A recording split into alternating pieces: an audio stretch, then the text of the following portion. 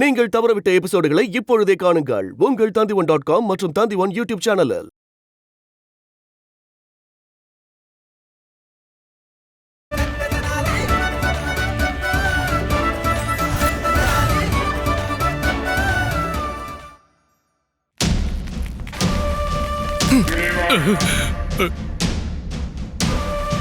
யார சந்திக்க வந்திருக்க? சாப்பிடுறதுக்காக நான் வரல, சந்திக்க தான் வந்திருக்கேன். ராஜகுரு தத்தாச்சாரியார் எங்க இருக்காரு அவரு? இந்த பூமியில இருக்கிறதுலயே பெரிய முட்டாள் நீதான் நகுஷ். அட நீங்க சத்தமா பேசுங்க. ஆஹா, அந்த துஷ்டன், அந்த ஏமாத்துக்காரன், அந்த கபடுதாரு, அவன் படுக்கையெல்லாம் தூக்கிட்டு ஓடிட்டான். ஓடிட்டாரா? சொல்ல போனா உங்களோட இந்த முகமும் அவரோட முகம் மாதிரியே அப்படியே வட்டமா இருக்கு, ஒரே மாதிரியாவும் இருக்கு. யார் நீங்க? நீ மிகப்பெரிய முட்டாள் தான். ஒரே மாதிரி தான் இருப்போம். என்ன அவனோட மாமாவாச்சு. அது சரி, நீங்க அவரோட மாமாவா? சொல்ல போனா மாமாவுக்கும் மருமகனுக்கும் வெறும் தாடியும் மீசையும் மட்டும்தான் வித்தியாசமா இருக்கு. இந்த மாமாவோட முகத்துல இருந்து இந்த தாடிங்கிற திரைய மட்டும் இழுத்து விட்டா அப்புறம் மருமகன் வெளியே வந்துடுவா.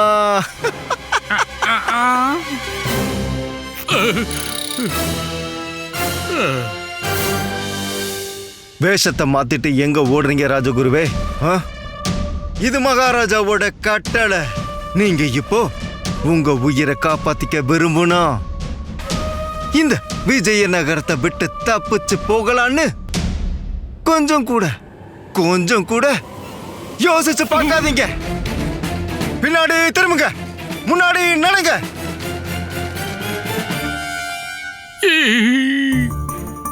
ஒரு விஷயம் மட்டும் எனக்கு புரியவே மாட்டேங்குது. நான் இப்படி மாறு வேஷத்துல இருக்கேன்னு இந்த நகுஷுக்கு எப்படி தெரிய வந்துச்சு? இந்த தாடிக்கும் மீசைக்கும் பின்னாடி இருக்கிறது நான் தானே இவனுக்கு எப்படி தெரிஞ்சது? அது குருஜி, அநேகமா உங்களுக்கு தெரிஞ்சிருக்காதுன்னு நினைக்கிறேன்.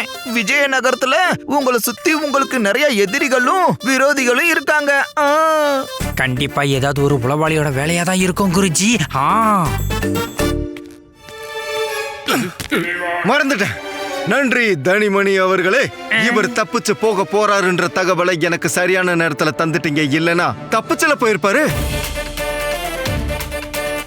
இதே மாதிரி எனக்கு தகவலை தந்துகிட்டே இருங்க. அப்புறம் வெகுமதிய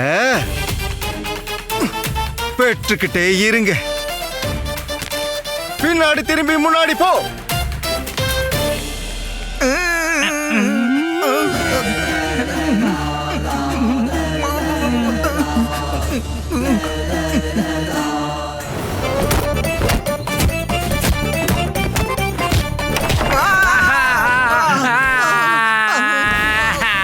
குருஜி வலிக்குது, குருஜி வலிக்குது.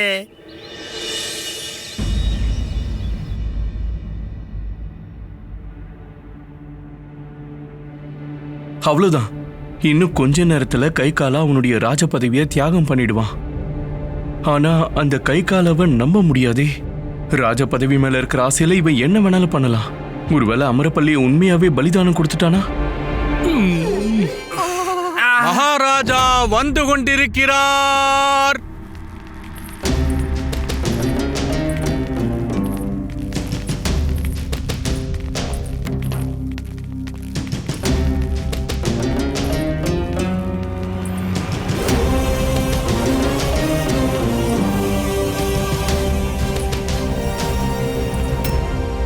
அமரப்பள்ளியையும் கூடவே கூட்டிட்டு வந்திருக்கான். ஒருவேளை பதவி மேல இருக்கிற ஆசையில உண்மையிலேயே அமரப்பள்ளிய பலி? இல்ல, இத பத்தி நான் ஏன் முன்னாடியே யோசிக்கல? இப்ப என்ன பண்றது?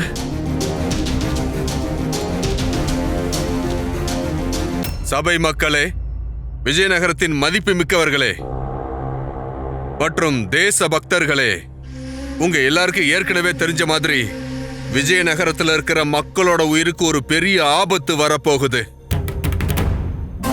அந்த பெரிய ஆபத்திலிருந்து தப்பிக்கிறதுக்காக நான் எனக்கு மிகவும் முக்கியமான மிகவும் விருப்பமான ஒரு விஷயத்தை தியாகம் பண்ணி ஆகணும்.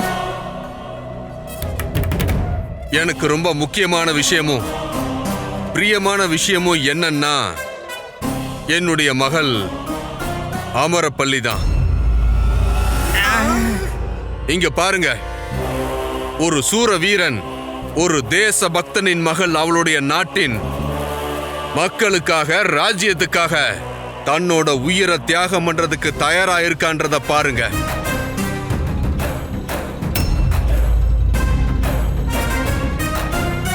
ஆனா அந்த கடவுளுக்கு நான் இந்த பலிதானத்தை பண்றதுல எனக்கு சம்மதம் இல்லைன்னு சொல்லிக்கிறேன்.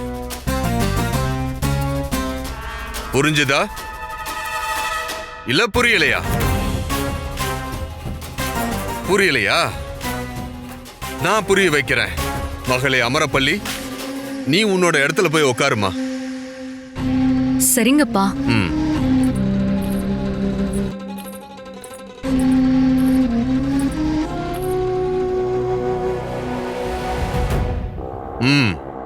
உத்தரவு மகாராஜா. மரியாதையில் எல்லாரோட தலையும் குனிந்து இருக்கட்டும். உங்கள் பார்வைகள் கீழே இருக்கட்டும். விஜயநகரத்தின் அரசர் பராக்கிரம வீர மகாராஜா பாலகுமார் அவர்கள் வந்து கொண்டிருக்கிறார்.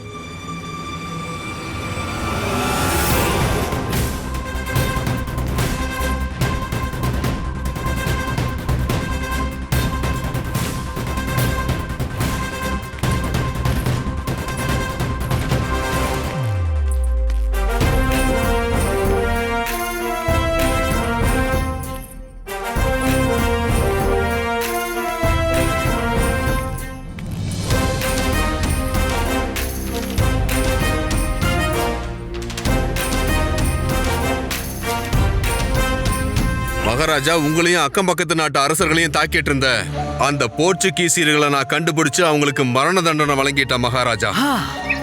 இப்ப ஆபத்து விலகிடுச்சு. இப்ப நீங்க என்ன இந்த பொறுப்புல இருந்து விடுவிச்சு நீங்க ராஜ பதவியை ஏத்துக்கணுங்கிறது தான் என்னுடைய விருப்பம் மகாராஜா. அப்படியா? பிரமாதம் மந்திரியார் அவர்களே, பிரமாதம். நீங்க அந்த எல்லா போர்ச்சுகீசியர்களையும் கொன்றதுக்கு ரொம்ப நன்றி. ஆனா நான் மக்கள் கிட்ட என்ன சொல்றது? என்ன காரணம் சொல்றது? அதை நீங்க என்கிட்ட விட்டுடுங்க. அதுவும் சரிதான். அப்படின்னா இதுக்கு அர்த்தம் என்னுடைய திட்டம் வெற்றி அடைஞ்சிடுச்சு. மகாராஜா, இன்னைக்கு காலையில தான் அவருடைய பிராயச்சித்தம், பூஜை புனஸ்காரங்கள் மற்றும் பரிகாரங்களை முடிச்சிட்டு இங்க வந்திருக்காரு. விஜயநகரத்துல பாவங்களும் குற்றங்களும் குறைஞ்சிருக்கிறத நினைச்சு மகாராஜா ரொம்பவே சந்தோஷமா இருக்காரு. அப்புறம் எங்களோட பார்வையில விஜயநகரம் ஒரு குற்றங்கள் இல்லாத ராஜ்யமா மாறப்போகுது, மகாராஜா விரும்பின மாதிரியே. அதனாலதான் நான் மகாராஜா கிட்ட போய் ஒரு கோரிக்கையை வச்சேன். மகாராஜா, இந்த ராஜ பொறுப்புகளை இனி நீங்களே பாத்துக்கங்கன்னு. அப்புறம் மகாராஜாவும் என்னுடைய வேண்டுகோளை ஏத்துக்கிட்டாரு. அதனால நான் இப்பவே இந்த நொடியே உங்க முன்னாடி மகாராஜாவுக்கு பட்டாபிஷேகம் பண்ண விரும்புறேன்.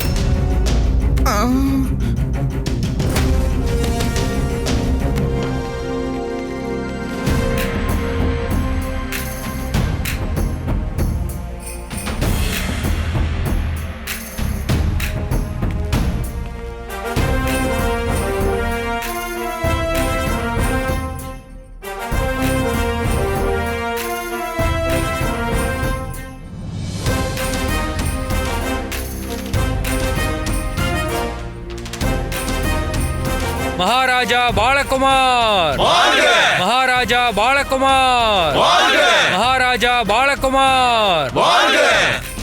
இறுதியா மகாராஜா பாலகுமாருக்கு அவருடைய ராஜ பதவி திரும்ப கிடைச்சிடுச்சு.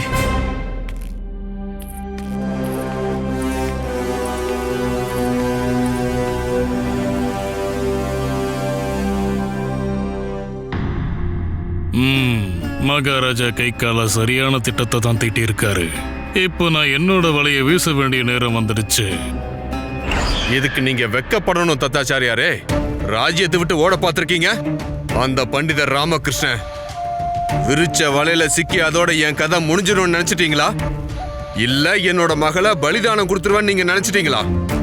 அடுத்து நான் என்ன ஆட்டம் ஆட போறேங்கிறத கொஞ்சம் பாருங்க. என்ன ஆட்டம் மகாராஜா? அந்த ஆட்டத்துல தியாகம் பண்ண போறது நான் இல்ல, மகாராஜா தான். ஆனா இப்ப நீங்க தானே மகாராஜா. இனி இருக்க மாட்டேன். பழைய மகாராஜா ராஜ பதவிக்கு வருவாரு. அவர் வந்து பலிதானம் தருவாரு. அதுக்கப்புறம் மறுபடியும் நான் மகாராஜா ஆயிடுவேன். புரிஞ்சுதா இல்ல புரியலையா? புரியல மகாராஜா. நான் புரிய வைக்கிறேன், கேளுங்க.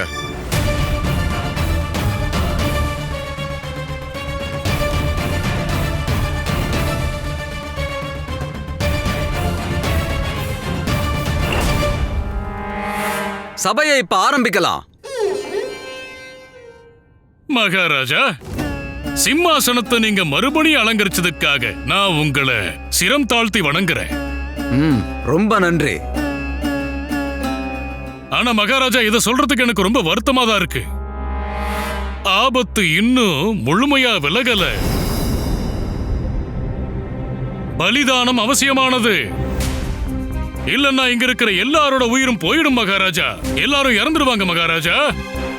ஏன்னா மகாராஜா, நீங்க இங்க இருக்கிறதால அந்த புத்தகத்தின்படி நீங்க தான் இப்ப உங்களுக்கு மிகவும் பிரியமான விஷயத்தை தியாகம் பண்ணணும். நீங்க என்ன சொல்றீங்க குருவே? நான் சொல்றேனா? நான் எங்க சொல்றேன்? நான் சொல்லல, அந்த புத்தகம் சொல்லுது. பண்டிதர் ராமகிருஷ்ணா, நீங்க தானே அதை படிச்சு இங்க இருக்கிற எல்லார்கிட்டையும் சொன்னீங்க விஜயநகரத்துல ஒரு கொடிய நோய் பரவ போகுதுன்னு. எண்ணற்ற மனிதர்கள் இறக்க போறாங்கன்னு.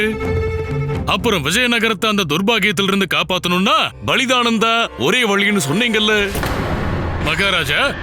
அந்த புத்தகத்துல எழுதி இருக்கிறது படி இப்ப நீங்க தான் உங்களுக்கு மிகவும் பிரியமான மிகவும் முக்கியமான ஒரு விஷயத்தை தியாகம் பண்ணணும். இந்த உலகத்திலேயே உங்களுக்கு மிகவும் பிரியமான விஷயம் என்னன்னு எனக்கு நல்லா தெரியும், இந்த ராஜ பதவி. அதனால மகாராஜா, நீங்க இப்ப இந்த ராஜ பதவியை தியாகம் செஞ்சாகணும். அதுவும் நிரந்தரமா. என்ன? அந்த கை கால என்னுடைய ஆட்டத்தை மொத்தமா திருப்பி போட்டுட்டான். இப்ப இதை எப்படி தடுக்கிறது? ராஜ பதவியை தியாகம் பண்ண விடாம மகாராஜாவை எப்படி தடுக்கிறது? ராஜகுரு அவர்களே, நீங்க என்ன பேசிட்டு இருக்கீங்க? இப்பதான் நான் திரும்ப ராஜ பதவிக்கே வந்திருக்கேன். அதுக்குள்ள தியாகத்தை பத்தி பேசுறீங்க? அது எப்படி பண்ண முடியும்? ஆனா இந்த விஷயத்தை பத்தி நான் யோசிக்கவே இல்லையே. இல்ல, மகாராஜா தன்னோட ராஜ பதவியை கண்டிப்பா தியாகம் பண்ணவே மாட்டாரு. ஆமா, பண்ணிதான் ஆகணும். ஆமா, பண்ணிதான் ஆகணும். வேற எந்த வழியும் கிடையாது மகாராஜா. விஜயநகர மக்களோட உயிர் பற்றிய விஷயம் இது. யாரு ராஜாவோ அவர் தியாகம் பண்ணணும். அதுக்கப்புறம் ராஜ சிம்மாசனத்தை நாம வெற்றிடமா வச்சிருக்க முடியாதுங்கிறதுக்காக மந்திரியார் அவர்களே, நான் உங்ககிட்ட வேண்டி கேட்கிறேன், மகாராஜா ராஜ பதவியை தியாகம் பண்ண உடனே நீங்க திரும்ப ராஜ பதவியின் சுமையை ஏத்துக்கணும்.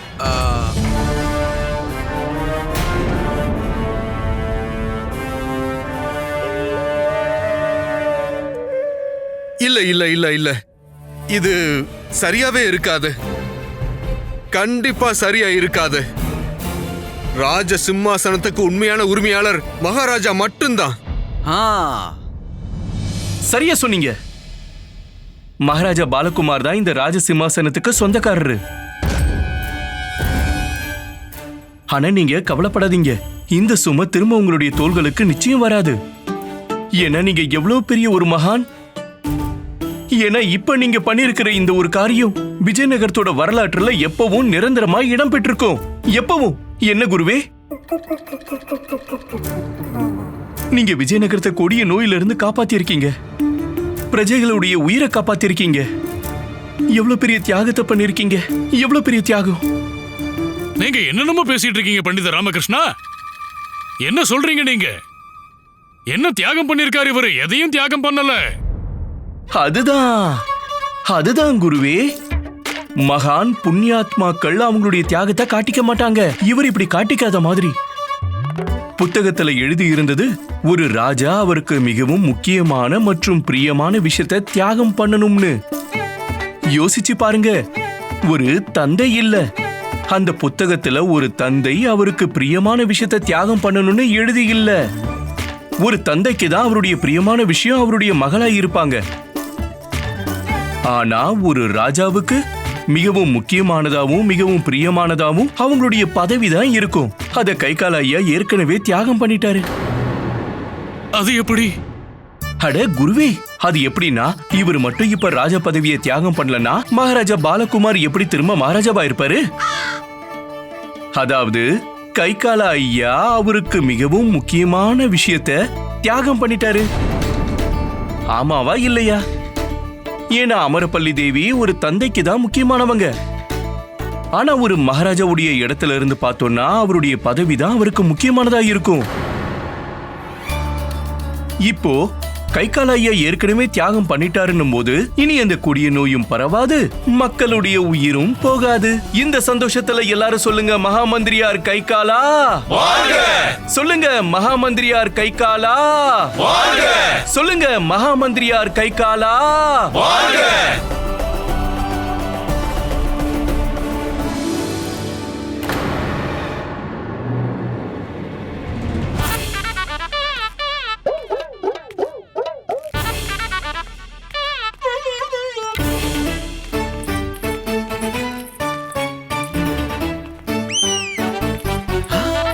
பண்டிதர் ராமகிருஷ்ணரே,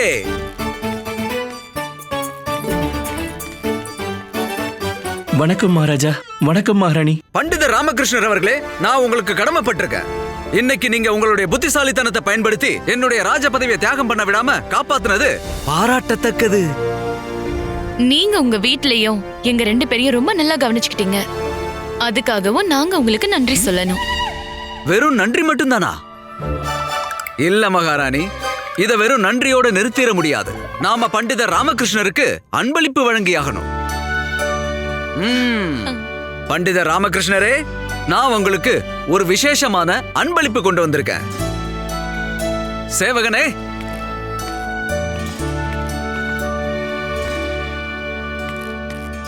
இதுதான் உங்களுக்கான அன்பளிப்பு.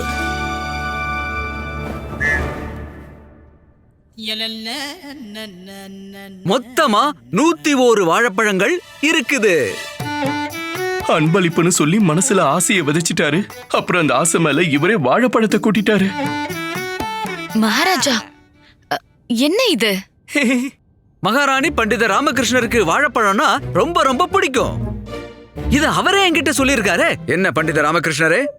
சொன்னேன்தா. பண்டிதர் ராமகிருஷ்ணர் அவர்களே, கூடிய சீக்கிரமே நம்ம ராஜசபையில மகாராஜா ஒரு சிறந்த வெகுமதியோட உங்களை அவரு கௌரவிப்பாரு. மகாராஜா, நீங்க ஓய்வெடுக்க வேண்டிய நேரம் வந்துருச்சு. வாங்க போகலாம். நிச்சயமா. வாங்க மகாராணி.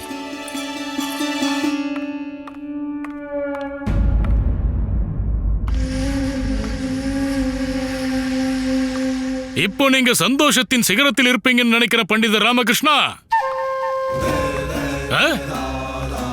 உங்களை நீங்களே புத்திசாலின்னு சொல்லிக்கிறீங்க. ஆனா உங்க புத்தி எல்லாம் புல்லு மேய போயிருக்கு. புல்லு. நீங்க என்ன சொல்ல வரீங்க குருவே? நான் என்ன சொல்ல வரேன்னு உங்களுக்கே நல்லா தெரியும். அந்த மகாராஜா பாலகுமார மகாராஜா கைகாலாவோட ஒப்பிடவே முடியாது. ஒருவேளை மகாராஜா கைகாலா விஜயநகரத்தோட மகாராஜாவே இருந்திருந்தாருன்னா அவரோட வழிகாட்டுதல்ல விஜயநகரத்தோட பொற்காலம் நல்லபடியா ஆரம்பிச்சிருக்கும். நாம முன்னேறி இருப்போம். ஆனா நீங்க வந்து விஜயநகரத்தோட வளர்ச்சியை தடுத்து நிறுத்திட்டீங்க. இல்லன்னா விஜயநகரம் பாக்கியம் அடைஞ்சிருக்கும். செல்வ செழிப்புகளோட நல்லா வளர்ச்சி அடைஞ்சிருக்கும். ஆனா மகாராஜா கைகாலா எந்த விஷயத்தை தான் பண்ணாம இருந்திருக்காரு? விவசாயிகளோட வரிய விலக்கினாரு. இந்த அரிசிய 2 மடங்கு 3 மடங்கு விலையில மக்களுக்கு நாம விற்கணும். வரிய கிடைச்சுக்கிட்டு இருந்த செல்வத்தை விட இப்ப 3 மடங்கு செல்வம் இது மூலமா ராஜ கிடங்குக்கு வரும். மருத்துவம், வேலை வாய்ப்பு, கல்வி எல்லா துறையிலையும் வளர்ச்சியின் சங்கநாதத்தை முழங்க விட்டாரு. நீங்க அந்த சங்கைய உடைச்சிட்டீங்க.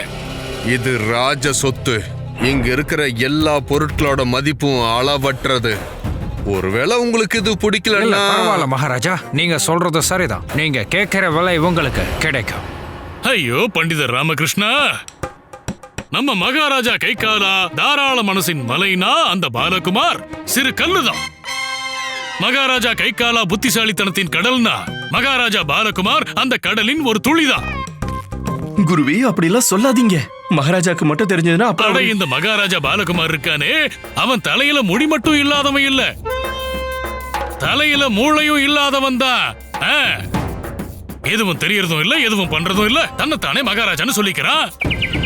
அட சரி, அதெல்லாத்தையும் விடுங்க. மகாராஜாவை நினைச்சு எனக்கு எந்த பயமும் இல்ல. நான் யாரை கண்டும் பயப்பட மாட்டேன். மொத்த விஜயநகர மக்களுக்கும் என் மேல மரியாதை இருக்கு, விசுவாசம் இருக்கு. மகாராஜா பாலகுமார் இந்த ராஜ்யத்தை நடத்தணும்னா நான் சொல்றது அவர் கேட்டுதான் ஆகணும். இது என்ன?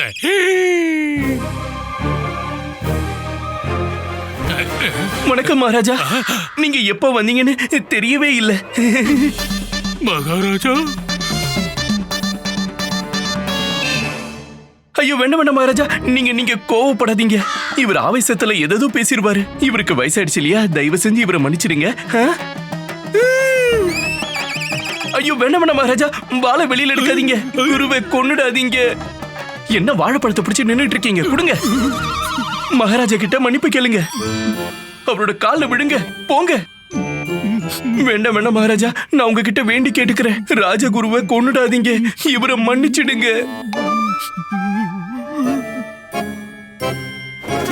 மன்னிச்சிடுங்க, என்ன மன்னிச்சிடுங்க, மன்னிச்சிடுங்க மகாராஜா. நீங்க என்ன மன்னிச்சிட்டேன்னு சொல்ற வரைக்கும் நான் உங்களோட கால்களை விட போறதில்ல. மன்னிச்சிருங்க. சரி சரி ராஜகுரு தத்தாச்சாரியாரே.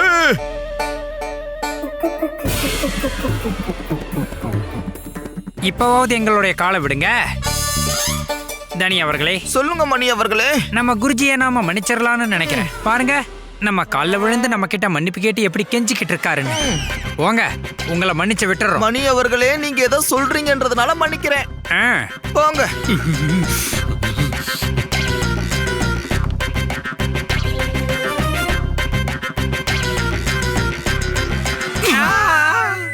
என்ன நீங்க கேலி பண்றீங்களா? ஓடுங்க இங்க இருந்து.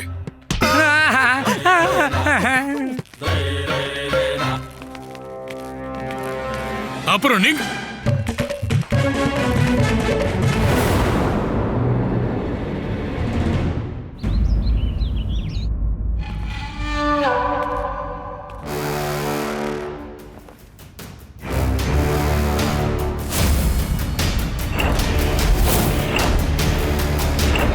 சொல்லுங்க மகாமந்திரியார் கைகாலா.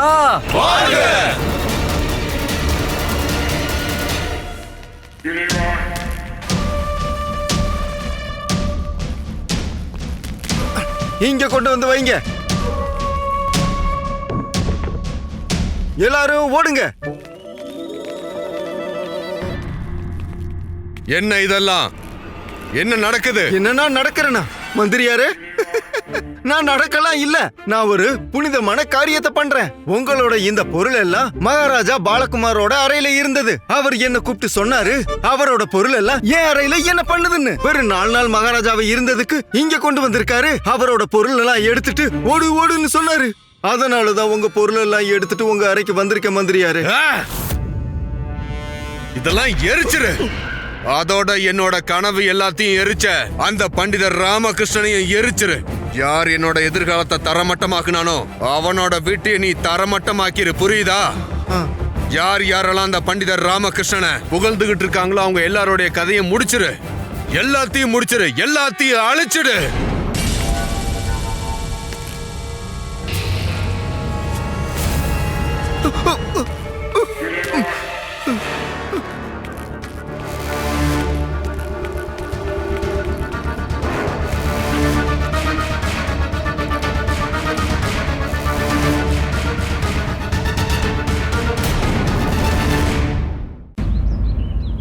பாவம் அந்த கைகாலா அங்க இங்கன்னு சுத்தி திரும்ப அவன் மாளிகைக்கே வர வேண்டியதாயிடுச்சு. கோவத்தலை நேரத்துக்கு செவந்து போயிருப்பான். போய் அதை பார்த்து அனுபவிக்கணும். மந்திரியார் அவர்களே, பொறுமையா பேசுங்க. நீங்க மறந்துட்டீங்கன்னு நினைக்கிறேன்.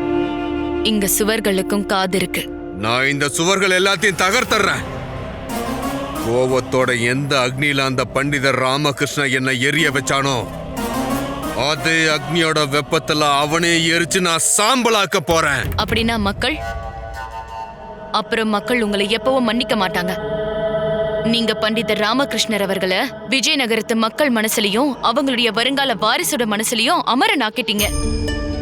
அப்புறம் உங்களுடைய பேரை நீங்களே தவறா எழுதி வச்சிட்டீங்க. விஜயநகரத்து மக்கள் பண்டிதர் ராமகிருஷ்ணரை ரொம்பவே நேசிக்கிறாங்க, அவரை ரொம்பவே மதிக்கிறாங்க. ஒருவேளை அவருக்கு ஏதாவது ஆச்சுன்னா விஜயநகரத்து மக்கள் ராஜ்யத்தையே எதிர்ப்பாங்க. அந்த எதிர்ப்பை உங்களால நிச்சயமா எதிர்கொள்ளவே முடியாது. அப்ப என்னதான் பண்றது? நீயே சொல்லு. அவனோட வெற்றியை நாம கொண்டாடணுமா இல்ல என்னோட வீழ்ச்சிக்கும் தோல்விக்கும் நான் வருத்தப்படணுமா? நீங்க கொண்டாடவும் வேண்டாம், வருத்தப்படவும் வேண்டாம். உங்க கோப அக்னிய பொறுமைன்ற நீரை ஊத்தி சாந்தப்படுத்துங்க. அப்புறம் புத்திய பயன்படுத்துங்க. என்ன புத்தியா? பண்டிதர் ராமகிருஷ்ணன் கிட்ட இருக்கிற புத்தி நம்ம எல்லாருடைய புத்தியை விடவும் மேலானது. சிம்மாசனத்திலிருந்து என்னை எப்படி உடனே இறக்கிட்டு திரும்பவும் அந்த பாலகுமாரையே சிம்மாசனத்துல உட்கார வச்சான்னு பார்த்தல்ல, நம்ம கிட்ட அந்த அளவுக்கு புத்தி இருக்கா? மைதானத்துல எல்லா வீரர்களும் சிறந்தவர்கள் கிடையாது. அதுக்காக நம்ம விளையாடுறதையே விட்டுடணும்னு அவசியம் கிடையாதே. திறமையான போட்டியாளர்களை அவங்களுடைய யுக்திய வச்சு தோக்கடிக்கணும் மகாராஜா. என்ன மகாராஜான்னு கூப்பிடாத. ஒரு விதத்துல அது என்ன கேலி பண்ற மாதிரி தான் இருக்கு. நீங்க தான் எனக்கு மகாராஜாவா இருந்தீங்க, எப்பவும் எனக்கு மகாராஜாவா இருப்பீங்க. அப்புறம் பண்டிதர் ராமகிருஷ்ணாவோட அறிவை பொறுத்த வரைக்கும் அது எப்ப வேணும்னாலும் வழங்கி போறதுக்கான வாய்ப்பு இருக்கு. என்ன சொல்ல வர்ற?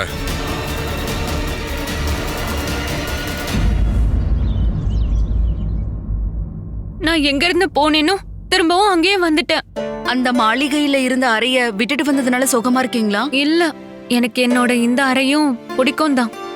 ஆனா ஆனா ஆனா மகாராஜாவோட பாதுகாப்புக்காக பாஸ்கர் அடிக்கடி அவரோட அறைக்கு வந்துட்டு போயிட்டு இருந்தா. அங்க நாங்க 2 பேரும் சந்திச்சிட்டு இருந்தோம். ஆனா இப்ப நான் திரும்பவும் இங்க வந்துட்டேன். இனி என்னால அவரை திரும்ப பார்க்க முடியாது. பாஸ்கரை பத்தி எனக்கு தெரியல, ஆனா உங்க அப்பா இங்கதான் வந்துட்டு இருக்காரு. அங்க பாருங்க. இவ்வளவு நேரம் பாஸ்கருக்காக காத்துட்டு இருக்கிறது. பாஸ்கரை சந்திக்கணும்னா நானே அவரை வீட்டுல போய் பார்க்கணும். நான் ஒரு வேலை பண்றேன். அவரோட அப்பா கூட நட்பை வளர்த்துக்கிறேன். அதுக்கப்புறம் அவரோட வீட்டுக்கு போறதுக்கு ஒரு காரணம் கிடைச்சிரும்.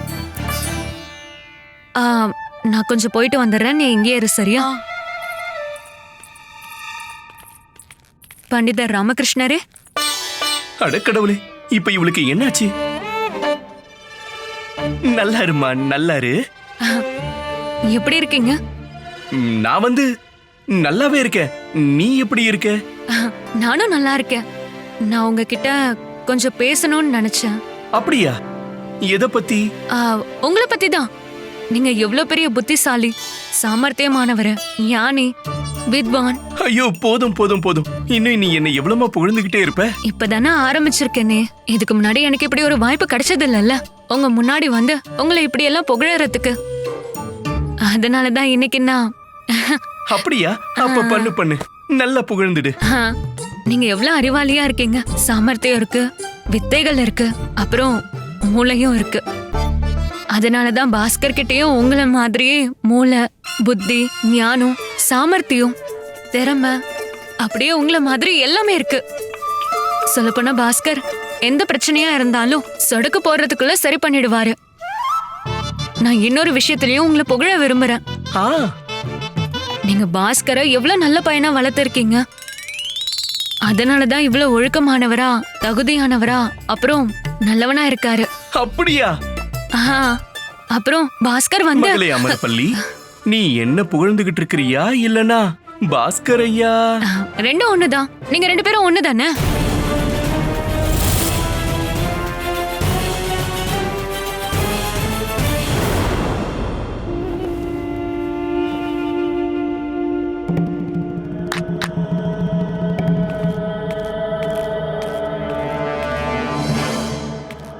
மகாராஜா வாழ்க.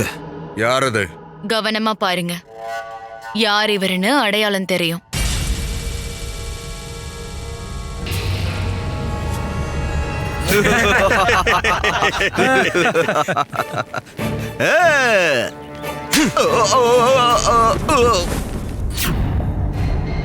ஆமா, இவன் அந்த மனநல சரியில்லாத அந்த ஆமா மகாராஜா.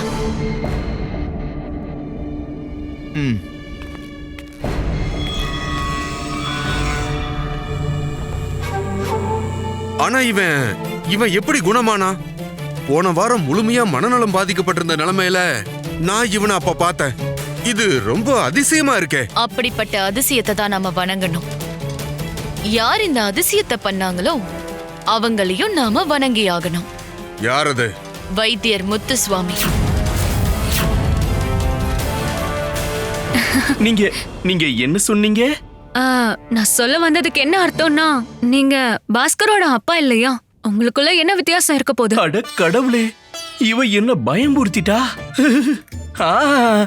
ஆமா, ரொம்ப சரியா சொன்ன. அதனால ஒரு வேலை பண்றியா? பாஸ்கரை போய் சந்திச்சு அவன் முன்னாடியே அவனை போய் நீ புகழ்ந்துரு. நீங்க ரொம்ப சரியா சொன்னீங்க. பாஸ்கரை நான் நேர்ல பார்த்தே, அவர் முன்னாடியே புகழ்ந்து பேசுறேன். அவரை அதுக்காக தான் நான் சந்திக்க போக போறேன். அவர் முன்னாடி போய் நின்னு அவரை புகழ போறேன். அதனால நானும் உங்க வீட்டுக்கு உங்க கூடவே வரேன். இதுக்கப்புறம் அடிக்கடி இப்படி வந்துட்டு போக வேண்டியதா இருக்கும். அப்படி இவ வந்துட்டு போக ஆரம்பிச்சிட்டானா, அதுக்கப்புறம் சீக்கிரமாவே ராமாவும் நான் தான், பாஸ்கரும் நான் தான்ற வேஷம் வெளியில வந்துரும்.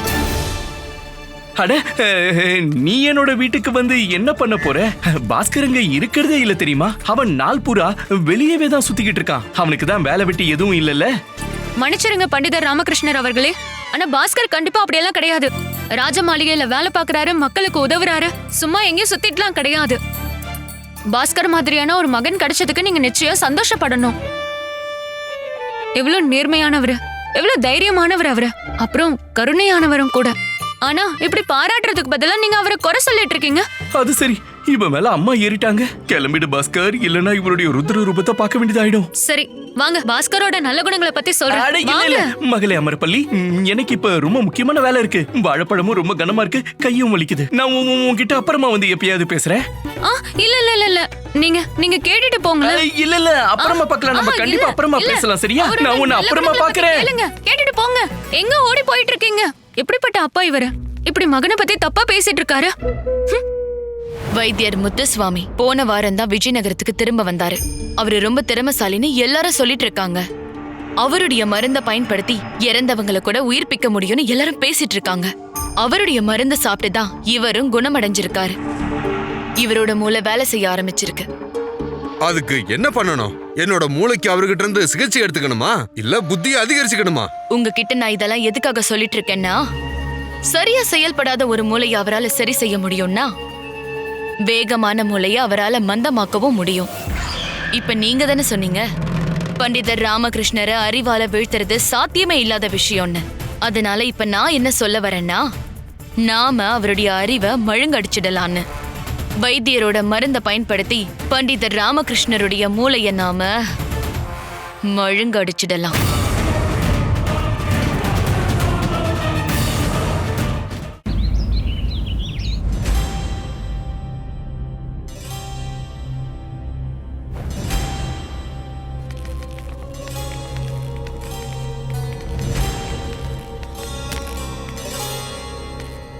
வைத்தியர் முத்துசுவாமி, நீங்க தானே?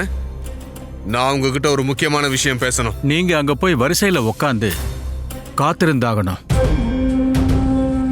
என்ன காத்து வீசணுமா? நாங்க எதுக்கு காத்து வீசணும்? இவரு விஜயநகரத்தோட மந்திரியார் அவர்கள். இவரு காத்தெல்லாம் வீச மாட்டாரு, காத்து வீச வைப்பாரு.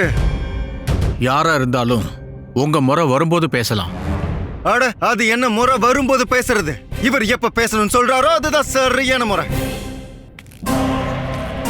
நான் உங்களுக்கு முன்னாடி வைத்தியரை சந்திக்கிறதுல உங்களுக்கு யாருக்காவது ஆட்சேபனை இருக்கா?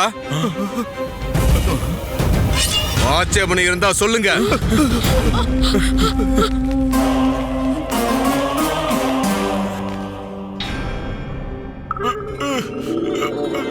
இப்ப இங்க வேற யாருமே இல்ல. இப்ப நான் பேச போறேன், நீங்க கேட்க போறீங்க. புரிஞ்சுதா இல்ல புரியலையா? நல்லா புரிஞ்சுது, சொல்லுங்க. உங்ககிட்ட இருக்கிற ஒரு விசேஷமான மருந்தை சாப்பிட்டோம்னா மனநோயால பாதிக்கப்பட்டவங்க கூட சரியாயிடுவாங்கன்னு நான் கேள்விப்பட்டேன். நீங்க கேள்விப்பட்டது சரிதான், கவலையே படாதீங்க. உங்க மனநிலையை நான் சரி பண்ணிடுவேன். மரியாதைக்குரிய வைத்தியரே, நீங்க ஏன் மனநிலையை சரி பண்ண வேண்டாம். நான் இன்னொருத்தருடைய மனநிலையை கெடுக்க விரும்புறேன், அதுவும் நிரந்தரமா. ஒரு மனுஷனோட மூளைய நிரந்தரமா கெடுக்கக்கூடிய ஒரு விசேஷமான மருந்து எனக்கு இப்ப வேணும்.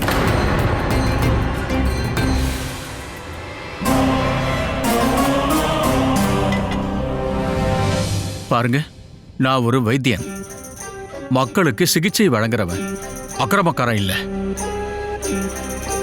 நீங்க என்ன எப்படியாவது பாவம் பண்ண வைக்கலான்னு கனவுல கூட கற்பனை பண்ணி பார்க்காதீங்க. ஓஹோ, அப்படியா?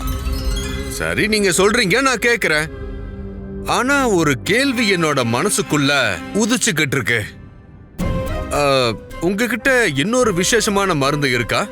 அத சாப்பிடுறது மூலமா ஒரு வயதான நபருடைய வாழ்க்கை துணைவி இந்த பூமியை விட்டு சொர்க்கத்துக்கு போனாலும் அந்த நபரால இந்த பூமியில இருந்துகிட்டு அவங்க எந்த கஷ்டமும் படாம வருத்தமும் படாம இங்க நிம்மதியா வாழ முடியுமா?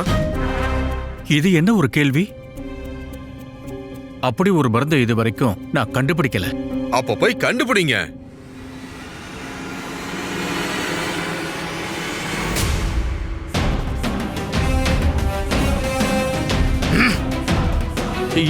என்ன அக்கிரமம் இது? இது அக்கிரமம் எல்லாம் இல்ல. உங்களுக்கு தெளிவா புரிய வைக்கிறதுக்காக நான் காட்டுற ஒரு சின்ன உதாரணம் தான் இது. ஏன்னா அப்படிப்பட்ட ஒரு மருந்தே இல்லைன்னா ஏன் அப்படி ஒரு நோயால நீங்க பாதிக்கப்பட விரும்புறீங்க?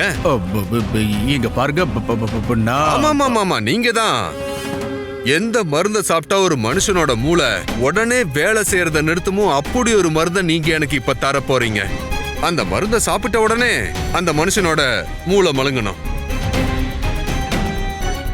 புரிஞ்சுதா இல்ல புரியலையா?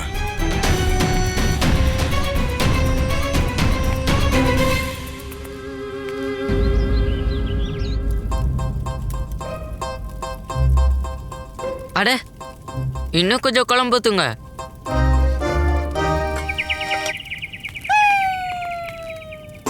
அப்புறம் இனிமே நீங்க அடுத்து சமைக்கும் போது இன்னும் கொஞ்சம் மசாலாவை சேர்த்துக்கோங்க. இதுக்கு மேல இவனுக்கு எதுவும் தர வேண்டிய அவசியமே இல்ல சாரதாமா. அப்புறம் நீ ராஜ விருந்து நடந்துகிட்டு இருக்கா?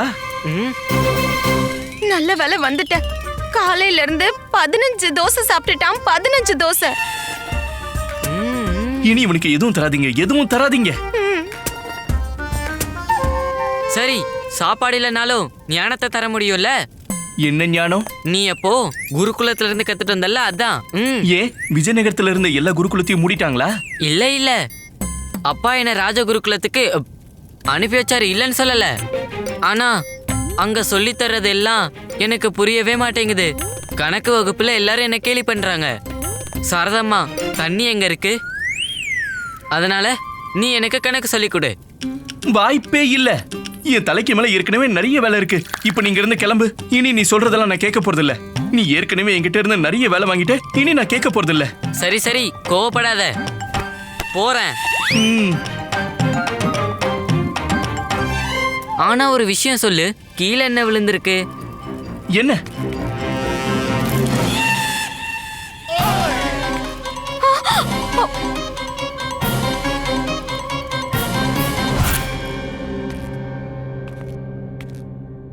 மனநிலையை முழுசா கெடுக்கிற மருந்து என்கிட்ட இல்ல. ஆனா கொஞ்சம் கொஞ்சமா மனநிலையை பாதிக்கிற மருந்து நான் தரேன். ஒரு மனுஷனோட முற்றிலும் ஆரோக்கியமான மூளையை கூட இந்த மருந்து சரியான நேரத்துல சரியான அளவுல கொடுத்தீங்கன்னா அது பாதிப்படைய ஆரம்பிச்சிடும். இன்னும் கொஞ்சம் நீங்க இத பத்தி விவரமா சொல்லுங்களேன். இந்த மருந்து 5 பாகங்களா இருக்கு. இதுல நீங்க ஒவ்வொரு பாகமா கொடுக்க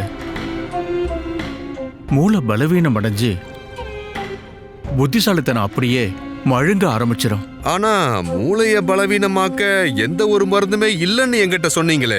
ஆமா, அது உண்மைதான். அப்படின்னா இது மூளைய கூர்மையாக்குறதுக்கான மருந்து. ஆனா அதுவே இத அதிகமான அளவுல எடுத்துக்கிட்டாங்கன்னா இதால எதிர்மறையான விளைவுகள் ஏற்படும். இந்த மருந்தோட 5 பாகங்களும் அதிகமாவே இருக்கு.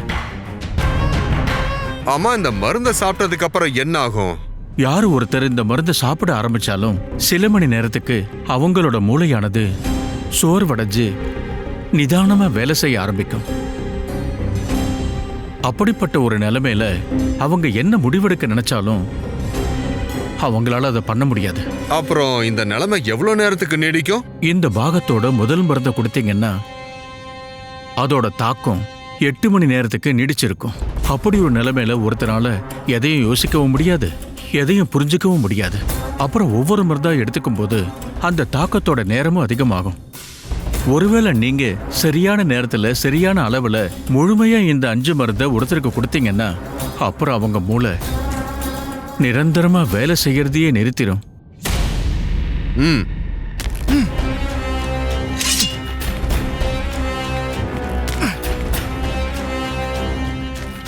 மருந்து என்னவோ கிடைச்சிடுச்சு மந்திரியார் அவர்களே. ஆனா இந்த மருந்த அவனுக்கு எப்படி கொடுக்கறது? அத நீ என்கிட்ட விட்டுடு.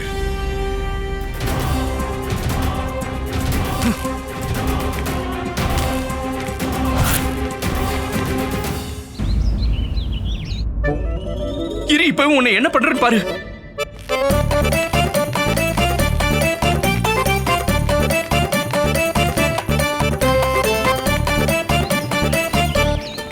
நில்லு பாஸ்கர், நில்லு நில்லு.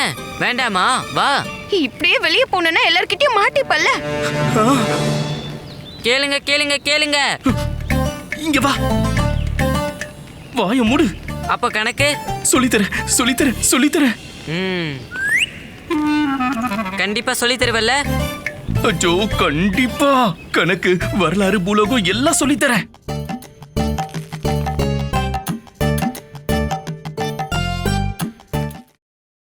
Catch us on TV, Tandivan.com, Facebook and YouTube.